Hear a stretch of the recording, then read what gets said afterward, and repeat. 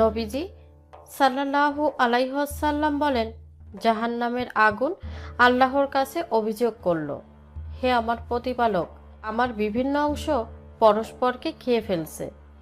সুতরাং তিনি জাহান্নামকে দুইবার শ্বাস নেওয়ার অনুমতি দিলেন, একটি শীতকালে, অন্যটি গ্রীষ্মকালে, এবং এটাই প্রখর গরম ও শীতকালে তীব্র শীতের কারণ।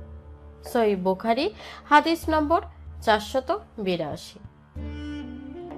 দোয়া আরবি শব্দ, এর অর্থ হচ্ছে ডাকা, আহ্বান করা ও চাওয়া। দোয়া একটি স্বতন্ত্র ইবাদত। মহান আল্লাহর কাছে কায়মনো বাক্যে চাওয়া প্রতিটি দোয়াই কবুল হয়। পৃথিবীতে কারো কাছে বারবার কিছু চাইলে সে অসন্তুষ্ট হয়, কিন্তু মহান আল্লাহর কাছে না চাইলে তিনি অসন্তুষ্ট হন। তাই আমাদের সবসময় মহান আল্লাহর কাছে চাইতে হবে। মহান আল্লাহ পবিত্র কোরআনে বলেন,